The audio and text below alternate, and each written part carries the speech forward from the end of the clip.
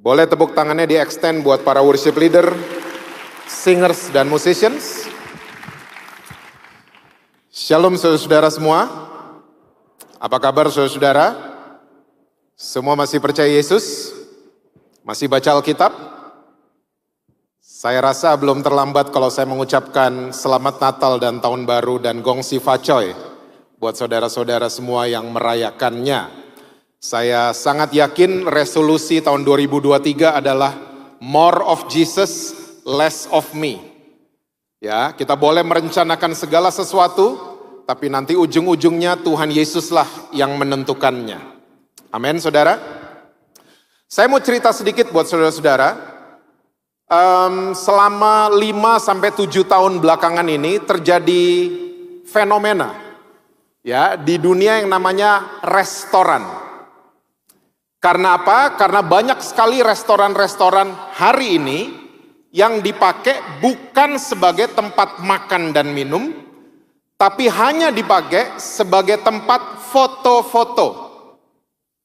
Banyak orang di Jakarta, saya nggak tahu di Surabaya, ya di Jakarta, di Bandung, di Bali, banyak banget restoran yang sampai punya istilah Instagramable. Jadi banyak angle-angle yang bagus untuk difoto.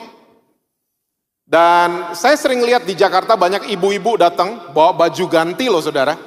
Bawa baju ganti, bawa fotografer, mereka foto-foto di dalam restoran tersebut. Oke. Dan semua angle difoto.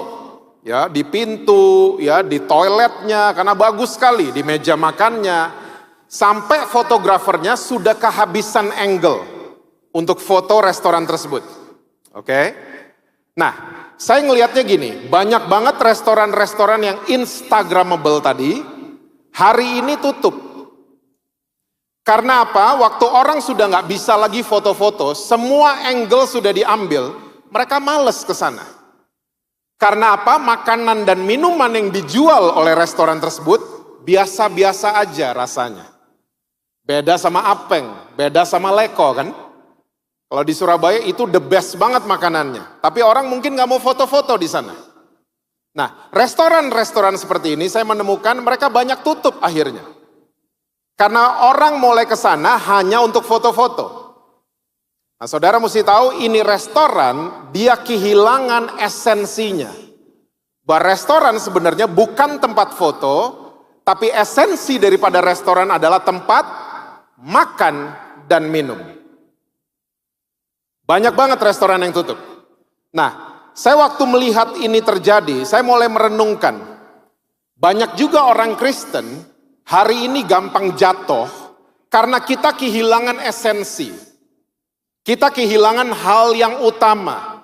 Kita terlalu banyak kembangan-kembangan, kita terlalu banyak modifikasi-modifikasi, sampai akhirnya kita nggak tahan sama serangan musuh. Nah, akhir 2022 kemarin Tuhan bicara dengan jelas untuk saya mulai mengajar semua kembali ke basic, back to basic, kembali ke apa yang Alkitab catat buat kita.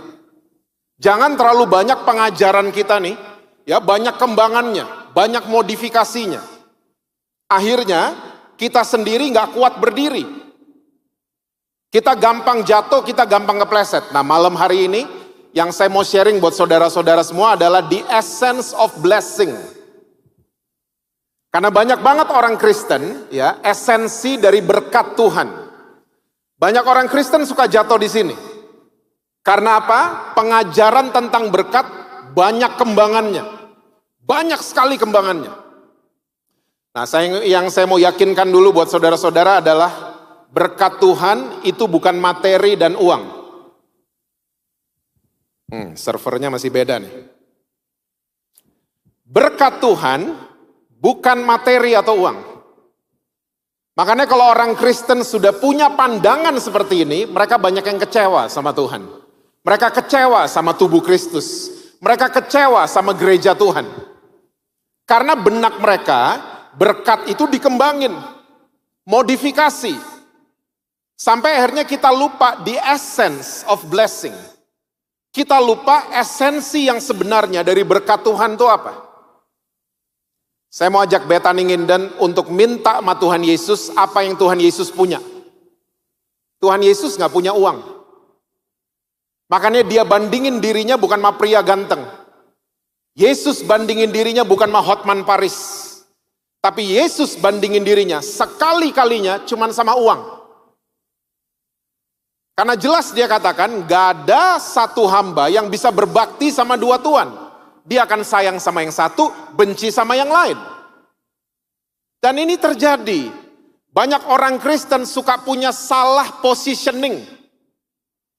Kita seringkali positioning kita salah adalah begini. Kita menaruh uang jadi tuan, Yesus jadi ban serep. Uangnya gak ada, ban serep baru dicari. Seharusnya gak begitu. Positioning yang benar adalah Yesus itu Tuhan, uang itu hamba. Karena dengar baik-baik, uang adalah tuan yang jahat, tapi dia hamba yang baik.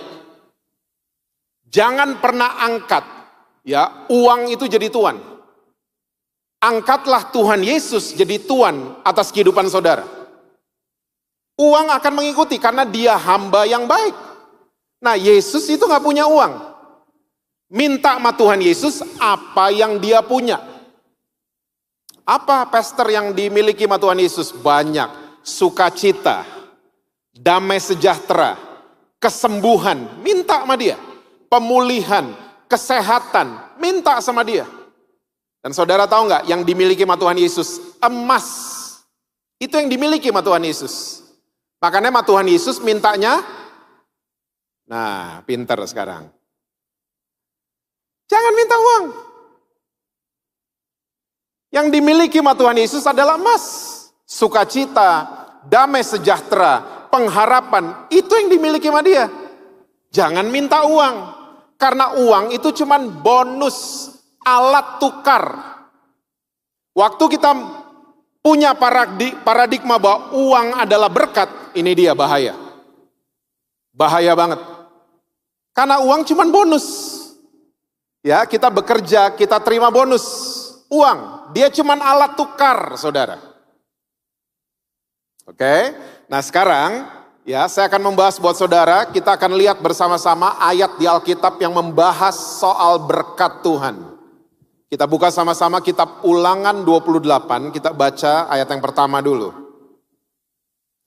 Ulangan 28, itu judulnya berkat dan kutuk. Ayat 1, coba sebut sama-sama kata itu. Jika, 1, 2, 3. Stop. Yang saya suruh cuma sebut kata jika. Ya.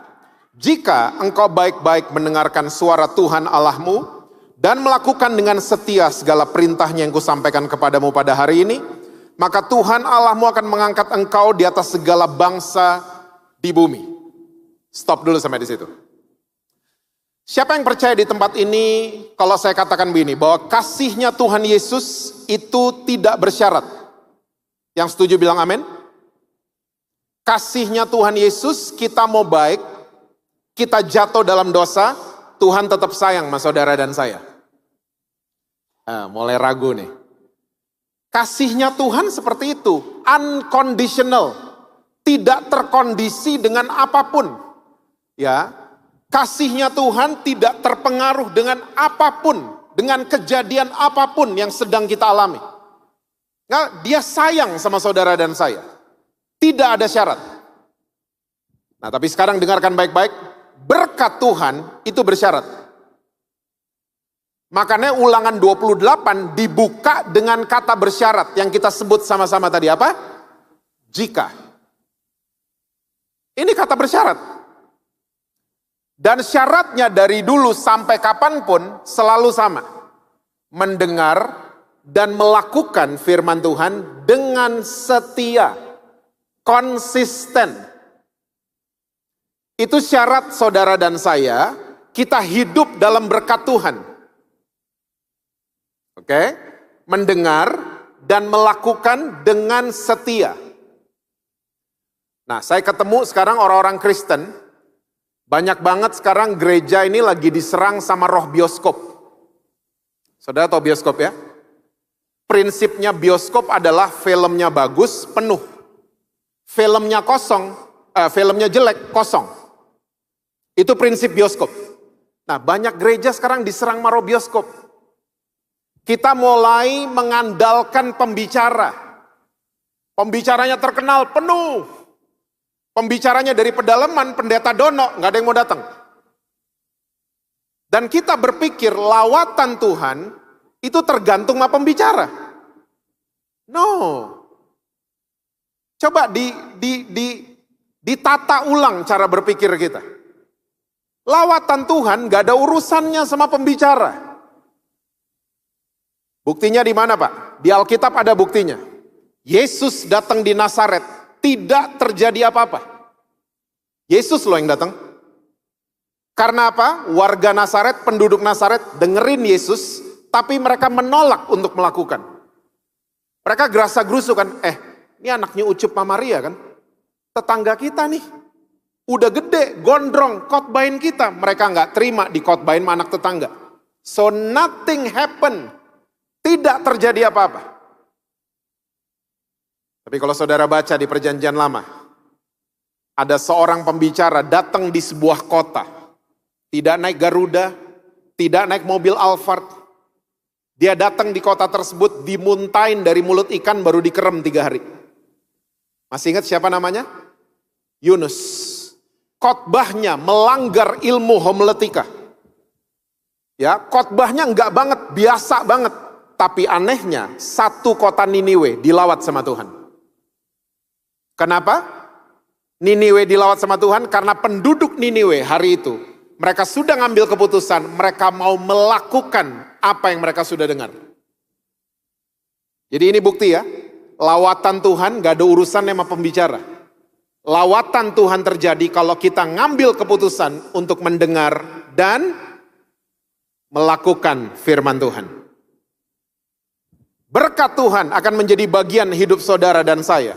Kalau kita sama, ngambil keputusan mendengar dan juga melakukan firman Tuhan. Saya setuju banget sama statement yang pernah dikeluarkan oleh Bapak orang komunis. Bapak orang komunis itu ada 3 saudara. Lenin, Stalin, sama Karl Marx. Nah, Karl Marx dalam sebuah bukunya, dia catat kalimat yang saya setuju banget. Tolong jangan salah tangkap, saya bukan setuju sama komunis. Saya cuma setuju sama statement yang dikeluarkan oleh Karl Marx. Karena statementnya gini, agama telah menjadi candu untuk orang banyak. Saya setuju sama statement ini. Dia pakai kata candu. Saudara tahu candu? Candu adalah sebuah zat yang ada di rokok, narkoba, dan minuman keras. Banyak banget orang Kristen suka datengin saya, Pak, dilarang merokok kan gak ada di Alkitab. Saya selalu bilang, betul. Karena dilarang merokok cuman ada di pom bensin. Betul? Di Alkitab gak ada. Tapi di dalam rokok, ada zat namanya candu. Gimana cara kerjanya? Waktu orang merokok, zat candu akan langsung masuk ke dalam otak orang tersebut, dan otak orang tersebut akan memerintahkan seluruh badan untuk tambah lagi, tambah lagi, tambah lagi. Makanya orang kalau ngerokok, itu sifatnya increasing. Hari ini 1 hari 1 batang. Besok 1 hari 3 batang. Bulan depan 1 hari 1 bungkus. Dan waktu kita mau kembali ke 1 hari 1 batang, udah gak bisa. Dan inilah yang disebut dengan kecanduan. Dan waktu kita kecanduan, kita masalah sama firman Tuhan. Kita against firman Tuhan. Karena firman Tuhan dengan jelas mengatakan kamu jangan dibelenggu oleh apapun dari dunia ini. Minuman keras juga sama. Orang kebanyakan minum minuman keras, dia mulai mabok. Karena candunya lebih keras. Tambah lagi, tambah lagi. Nah, orang kalau mabok, dia pindah biasanya. Dari alam realita, dia pindah ke alam halusinasi. Ini misalnya doang. Misalnya di alam realita, dia baru diputusin sama pacarnya. Di alam halusinasi waktu dia lagi mabok, dia kayak lagi dipeluk sama pacarnya, padahal yang dipeluk tembok. Nah, waktu kadar alkoholnya mulai hilang, orang tersebut harus kembali ke alam realita dan dia tetap menemukan pacarnya sudah meninggalkan dia. Nah, kenapa saya setuju sama statement Karl Marx yang menggunakan kata candu? Karena ini terjadi. Banyak loh orang Kristen di Bethany Nginden tapi nggak ada. Banyak orang Kristen datang kebaktian kayak pindah doang. Dari alam realita di luar sana, ke alam halusinasi di tempat kebaktian. Di tempat kebaktian yang di depan ngomong, semua diberkati, amin, amin. Selesai terima doa berkat, kita nggak hidup selayaknya orang yang diberkati. Kita nggak pernah sukacita, kita nggak pernah mau berharap sama Tuhan, kita terus beli DVD bajakan, beli program komputer bajakan, kita kelakuannya tidak seperti orang yang diberkati sama Tuhan. Di kebaktian yang di depan nanya, semua sukacita, amin, amin. Di kebaktian amin. Selesai terima doa berkat, kita tetap kepahitan, kita tetap mau balas dendam, kita tetap simpan marah, dan seterusnya. Cuman pindah-pindah doang dari alam realita ke alam halusinasi. Kebaktian jadi candu akhirnya. Ingat saudara, Yesus urusan sama kita semua di alam realita. Di kebaktian dengerin firman Tuhan, selesai terima doa berkat, coba lakukan apa yang kita sudah dengar. Yang setuju bilang amin. Belajar dong melakukan firman Tuhan, belajar exercise. Firman Tuhan bukan buku informasi, ini buku reformasi. Dia nggak cuma kasih info, enggak. Oh ini ayat ini begini, ayat ini begitu. Bukan cuma gitu. Tapi buku ini yang ada di tangan saudara, sanggup merubah kehidupan saudara. So latihan dong, latihan. Ya, dari hal-hal sederhana, Tuhan saya mau sabar, belajar sabar. Biasanya langsung ujian. Keluar rumah diserempet angkot. Mau marah, ada suara. Katanya mau sabar tadi. Gitu. Latihan firman Tuhan. Nah sekarang. Banyak banget ya orang Kristen suka DM, suka telepon saya. Mereka suka ngomong gini, Pak, saya melakukan firman Tuhan, yes. Tapi gak bisa setia. Ingat tadi syaratnya? Mendengar dan melakukan dengan setia. Saya nggak bisa setia, saya nggak bisa konsisten. Kenapa ya Pak? Saya bertahun-tahun saudara, bolak-balik. Kenapa ya? Iya ya, saya pun ngalamin. Kok melakukan firman Tuhan nggak bisa setia? Nah ternyata saya ketemu jawabannya. Jawabannya begini. Otak kita dibagi jadi dua. Kiri dan kanan. Otak kiri isinya yang berat-berat, ya, hafalan ayat-ayat, matematika, hitung-hitungan, untung rugi, ya, segala macam sistem itu di otak kiri. Dan otak kiri kalau lagi bekerja, bola mata akan menuju ke kanan. Nanti aja ngacanya di rumah. Otak kiri. Nah, otak kanan isinya beda. Otak kanan itu makan, minum, dengerin musik, ya, lihat lukisan, ya, semua kesenian itu ada di otak kanan. Dan otak kanan kalau lagi bekerja, bola mata kan menuju ke kiri. Yesus datang di bangsa yang otak kirinya luar biasa. Bangsa Yahudi. Luar biasa. Banyak literatur, banyak buku saya suka baca. Orang Yahudi tidur aja mikir. Tidur aja loh. Tidur aja tuh otaknya kerja, otak kiri. Nah makanya Yesus paling sering pakai istilah makanan. Sadar? Orang Yahudi lagi bingung lihat Yesus, siapa nih orang, ngaku Mesias, siapa nih orang? Otak kiri kan? Dijawab sama Yesus, akulah roti hidup. Dengar roti, pindah kanan. Akulah air hidup. Dan selama 3,5 tahun dia memuridkan 12 murid. Yesus paling sering memuridkan di meja makan. Kita semua punya fotonya.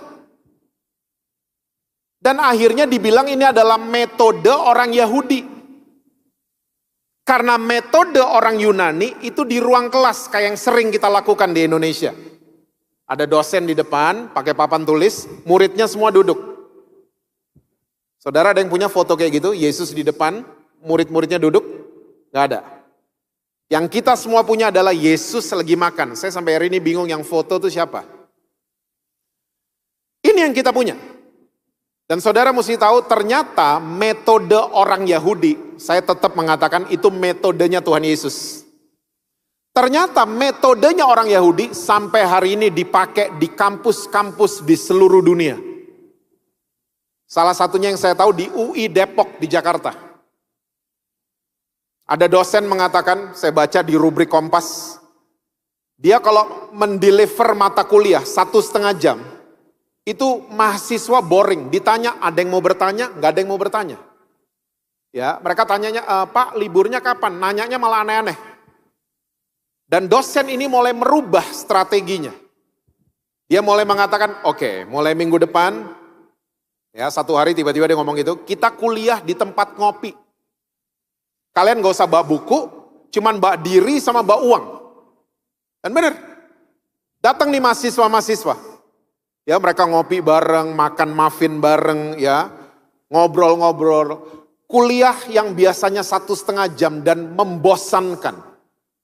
Tiba-tiba berubah, jadi 3-4 jam. Dan waktu ujian, semua mahasiswa nilainya A+. Karena semua mau ngomong. Dan sampai hari ini masih terjadi di mana-mana, saudara. Deal-deal bisnis besar terjadi di mana? Meja makan. Bukan di ruang meeting. Di ruang meeting tidak ada kopi, nggak ada minuman, nggak ada kue, alot, adendum terus. Salah nih, salah. Tapi waktu muffin keluar, ya, minuman keluar, tanda tangan langsung. Karena otak kirinya tumpul, otak kanan yang bekerja. Makanya yang masih single, ya, kalau menyatakan cinta sama calon saudara, jangan pernah di atas angkot. Susi, saya suka sama kamu. Oh, ditolak pasti. Ajak makan dong, ajak makan. Waktu udah 3-4 hap, otak kanan bekerja, baru nyatain, saya suka sama kamu. Ini masterclass loh ini. Ini metodenya Yesus. Ternyata Yesus dalam mendeliver semua pengajarannya, dia selalu sambil makan, di atas perahu, di bawah pohon, itu Yesus. Nah, otak kiri kita, isinya tuh ayat-ayat firman. Oke? Nah, otak kanan gunanya untuk apa? Kalau dalam hal firman Tuhan. Ternyata otak kanan, ingat baik-baik, harus digunakan untuk merenungkan firman Tuhan. Karena kalau kita nggak biasa merenungkan firman Tuhan, iblis masuk. Iblis kasih bahan perenungan yang lain. Dikasih sama iblis, khawatir, besok gimana loh, otak kanan. Tahu firman, tapi khawatir. Pernah dengar? Atau sering ngalamin? Tahu banyak firman, tapi karena nggak pernah direnungin, iblis masuk. Ingat saudara, iblis nggak bisa utak-atik roh kita. Karena roh kita udah miliknya Tuhan Yesus. The only access, satu-satunya aksesnya iblis adalah otak kanan kita. Dia masuk, dia kasih bahan perenungan. Khawatir, bini orang direnungin. Pernah dengar? Tapi tahu ayat. Laki orang direnungin. Ya, balas dendam direnungin. Sakit hati direnungin. Tahu ayat. Tiap hari, tiap minggu dikhotbahin. Tahu ayat. Tapi gak pernah direnungin. Makanya Daud ngerti ginian. Dia buka Mazmur pasal yang ke-1. Dia ngomong gini, renungkanlah Taurat Tuhan. Seminggu sekali, siang dan malam. Dipakai untuk merenungkan firman Tuhan. Jangan cuma tahu doang, nanti jadi ahli Taurat. Dipakai untuk merenungkan. Nanti ini firman merema. Merema mendarah daging, melakukan konsisten. Gak dipaksa, tidak terpaksa sama sekali. Coba mulai merenungkan firman Tuhan, mulai tahun ini. Dan seterusnya. Saya percaya hidup saudara akan berubah. Amin saudara. Kita bisa melakukan firman dengan setia. Dan saya percaya janji berkat itu akan menjadi bagian hidup saudara. Lanjut ke ayat yang ke-6 sekarang. Masih Ulangan 28. Ayatnya yang ke-6. Diberkatilah engkau pada waktu masuk dan diberkatilah engkau pada waktu keluar. Stop sampai di situ. Nah ini orang Kristen suka goreng-goreng ayat ini sembarangan ya. Dibilangnya keluar masuk kebaktian. Kamu mesti sering-sering keluar masuk kebaktian, nanti lihat diberkati. Ya, ingat sekali lagi kalau pengajaran terlalu banyak kembangan, terlalu banyak modifikasi, kita goreng-goreng sendiri. Akhirnya kita nih gampang jatuh. Karena terlalu banyak kembangan, kayak restoran tadi. Tutup akhirnya. Karena restoran tempat makan dan minum.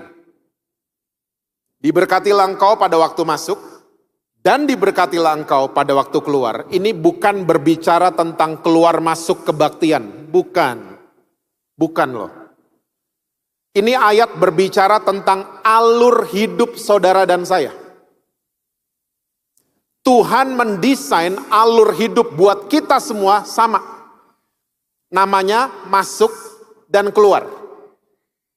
Kita buktiin sama-sama ya. Semua di sini kalau malam tidur? Tidur ya? Pak, saya nggak bisa tidur. At least saudara baring-baringan. Saya yakin banget nggak ada di tempat ini yang jam 2 pagi push up 100 kali. Nggak ada. Semua pasti istirahat. Dan besoknya waktu kita bangun, semua alur kita sama. Masuk dan keluar. Kita keluar kamar tidur. Masuk kamar mandi. Keluar kamar mandi, masuk dapur. Keluar dapur, masuk lagi kamar mandi. Keluar kamar mandi, masuk kendaraan. Keluar kendaraan, masuk kantor. Keluar kantor, masuk mall. Keluar mall, masuk Bethany Nginden. Keluar Bethany Nginden, masuk pasar. Keluar pasar, masuk supermarket. Keluar supermarket. Malam hari kita kembali masuk ke kamar. Ada yang beda alur hidupnya? Semua kita sama. Makanya saudara kalau kemana-mana, cek selalu ada pintu keluar apa tidak. Karena kalau nggak ada pintu keluar, itu namanya jebakan. Semua alur hidup kita sama. Dan tolong ingat baik-baik. Kalau alur hidup kita sudah masuk dan keluar, berarti ada saat-saat kita ada di dalam. Betul apa betul? Ada saat-saat kita lagi ada di dalam. Dan ini, ingat baik-baik. Kita keluar menjadi seperti apa? Semuanya tergantung sama sikap kita waktu lagi di dalam. Saya ulang. Kita keluar menjadi seperti apa? Semuanya tergantung sama sikap kita waktu lagi di dalam. Contoh, tadi pagi kita keluar kamar mandi jadi pribadi yang wangi-wangi. Karena di dalam kamar mandi kita mandinya pada bersih. Betul. Kalau di dalam kamar mandi kita cuma cuci muka, nggak mandi, keluar sih keluar. Ya, tapi aromanya beda.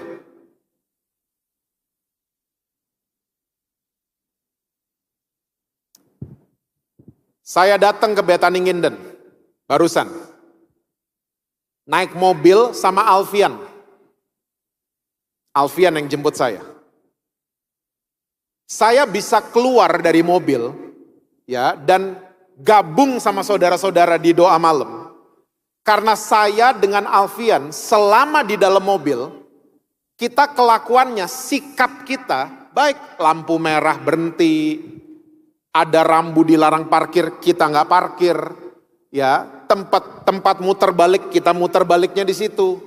Kita nggak ngelanggar apa-apa. Saya keluar dari mobil di Bethany Nginden dengan selamat, tidak kurang satu apapun. Tapi bayangkan kalau saya sama Alfian, ya, di dalam mobil ugal-ugalan, lampu merah, jalan, lampu hijau, stop. Dilarang stop, kita malah stop. Pertanyaan saya keluar dari mobil nggak? Keluar, tapi nggak di Bethany Nginden. Keluarnya bisa di kantor polisi atau di rumah sakit. Kita keluar menjadi seperti apa? Semuanya tergantung mas sikap kita waktu lagi di dalam.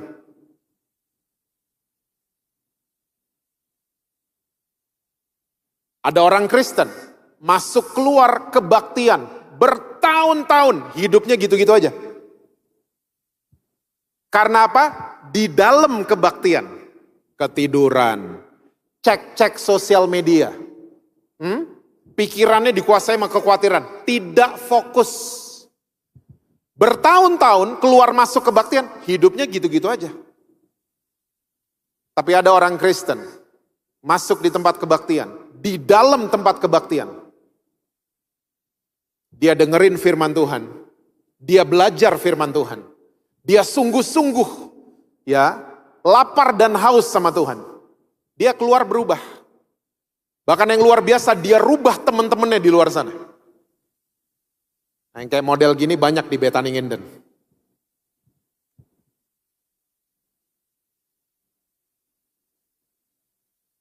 Kita masuk di sebuah masalah, diizinkan sama Tuhan. Pasti keluar enggak? Ingat 1 Korintus 10? Tuhan kalau kasih masalah, sepaket sama jalan keluar. Halo? Jadi kalau saudara lagi sedang dalam masalah hari ini, percayalah masalah sepaket dengan jalan keluar. Terus Tuhan iseng amat sih ngasih-ngasih saya masalah. Saya dimasukkan ke dalam ke dalam situasi yang namanya masalah. Apa yang Tuhan mau lihat? Tuhan cuma mau lihat waktu kita lagi di dalam masalah tersebut. Itu kan? Itu yang mau dilihat sama Tuhan. Kita melakukan firman apa tidak? Karena saya banyak ketemu orang Kristen, waktu masuk di masalah, di dalam masalah, mereka nggak melakukan firman. Mereka marah-marah sama Tuhan, mereka marah sama gereja, mereka marah sama orang-orang Kristen, mereka marah-marah. Keluar sih keluar, tapi nggak menang. Ingat, masalah didesain sama Tuhan sepaket dengan jalan keluar. Kita keluar menjadi seperti apa? Tergantung mas sikap kita waktu lagi di dalam. Coba, waktu di dalam masalah, belajar untuk melakukan firman Tuhan. Jangan lakuin yang lain. Saya percaya saudara akan keluar dari masalah, menjadi umat yang lebih daripada pemenang.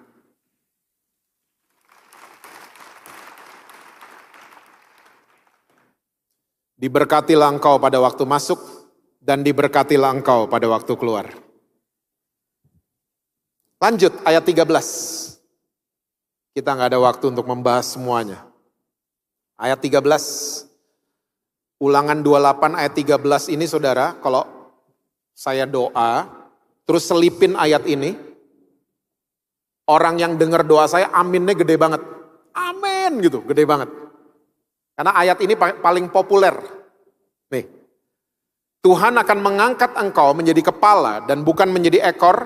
Engkau akan tetap naik dan bukan turun. Oh, ini aminnya paling gede. Apabila, kata bersyarat muncul lagi. Tadi yang di atas jika kan? Ini apabila. Apabila engkau mendengarkan perintah Tuhan Allahmu yang kusampaikan pada hari ini, kau lakukan dengan setia. Syaratnya masih sama. mendengar, dan melakukan dengan setia. Nah, tolong, saudara, kalau telan ayat ini, ditelan semuanya. Jangan setengah-setengah, jangan digoreng-goreng. Ya, karena nggak apa-apa kita mengamin, kamu akan terus naik dan bukan turun. Amin, kenceng banget biasanya amin. Tapi abis kalimat itu koma, bukan titik. Betul kan? Koma. Engkau akan tetap naik dan bukan turun. Koma, apabila. Jadi, kita akan jadi kepala, kita akan naik kalau kita mendengar dan melakukan dengan setia apa yang disampaikan oleh Tuhan pada hari ini.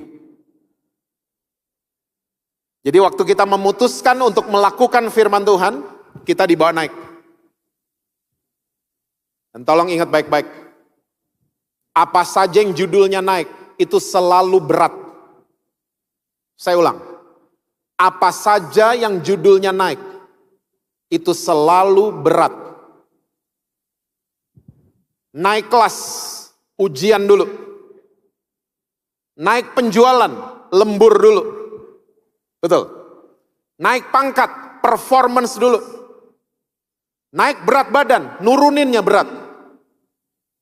So, apa saja yang judulnya naik, selalu harus diikuti oleh kerja keras. Bukan santai-santai. Jadi saudara jangan pernah berpikir ayat ini, oh Tuhan akan bawa saya naik. Ada masalah, saya dibikin naik, masalahnya lewat, turun di sini. Enggak.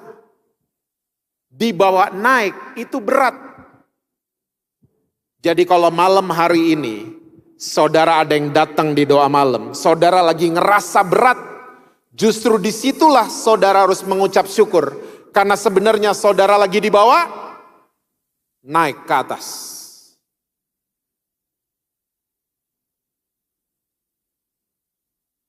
Dibawa naik selalu berat. Makanya waktu lagi ngerasa berat, jangan komplain, jangan marah sama Tuhan, jangan bersungut-sungut, jangan sampai kepahitan apalagi kecewa sama Tuhan. Jangan. Kita harus merubah pikiran kita malam hari ini. Waktu saya melakukan firman Tuhan, biasanya berat. Seorang istri, waktu suaminya selingkuh, dan dia memutuskan, Tuhan, saya mau ampuni dia. Berat langsung. Berat. Jalannya berat. Dia gak bisa tidur tiap malam. Nanjak jalannya. Ya, migrain mungkin, asam lambung naik, dan seterusnya. Karena jadi berat. Ingat, waktu kita putuskan melakukan firman Tuhan, berat, langsung tanjakan. Saudara kalau keteretes, naik mobil saudara harus giginya number 1. Waktu naik ke terawas, keteretes, mesti number 1. RPM-nya besar, sampai 3.000-an, nguras bensin. Tenaganya besar banget itu mobil.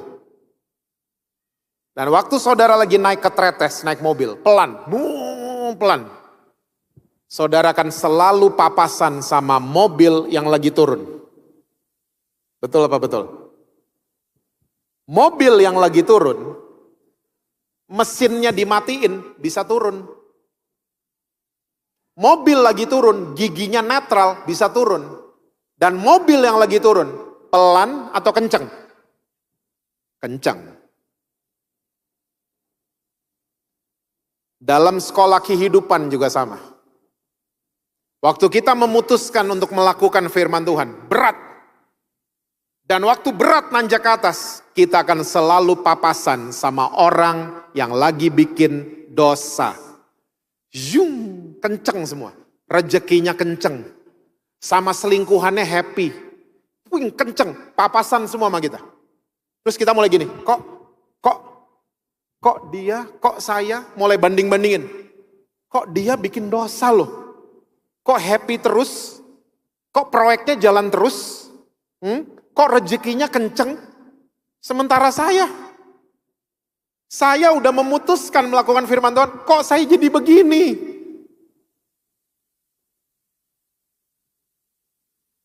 Alkitab sudah pesan buat kita semua, jangan suka iri sama orang yang lagi bikin dosa. Karena waktu akan menentukan, saudara tiba di atas, orang yang bikin dosa, tibanya di bawah. Di atas pemandangan lebih enak. Di atas udara lebih enak dibanding di bawah. Dan orang kalau sudah kebentur di bawah, yang dicari adalah orang yang di atas.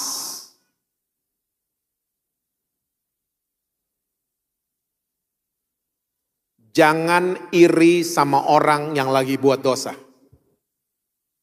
Waktu saja yang akan membuktikan. Jangan pernah iri. Jangan iri sama proyek mereka. Jangan iri dengan apapun yang mereka buat. Fokus. Saya kebetulan senang sepeda. Sama dengan gembala saudara. Pertama kali saya dihadapkan dengan tanjakan, saya pikir nggak bisa, nggak mungkin. Saya dulu pikirannya gini, mungkin sepedanya mesti diganti, enggak. Ternyata yang mau diganti paha saya, otot paha saya yang mau diganti. Sekarang lihat tanjakan, seneng-seneng aja tuh, bisa dilewatin, Bukan sepedanya yang berubah, kita yang berubah. Sama, kalau ada masalah, bukan masalahnya yang berubah, saudara dan saya yang mau dirubah sama Tuhan Yesus. Dan saya percaya, karakter kita akan makin serupa dengan Kristus, bukan serupa dengan dunia. Saudara mungkin pernah ikut retreat gereja. Biasanya retreat gereja itu di puncak. Ya, kalau di Jakarta begitu. Tim yang berangkat jam 6 pagi itu biasanya tim sound system. Mereka berangkat duluan. Rombongan kedua berangkatnya jam 10. Kena macet rombongan yang kedua. Yang ditelepon orang di Jakarta apa yang di puncak yang udah nyampe? Yang di puncak. Macet nih di sini gitu. Yang jawab yang di puncak ikutan panik nggak? Enggak, jawabnya tenang. Oh, macet di situ. Cuman sebentar kok, abis itu bebas. Kenapa mereka bisa tenang yang di puncak? Karena udah lewatin asam dan garam duluan. Makanya lebih tenang.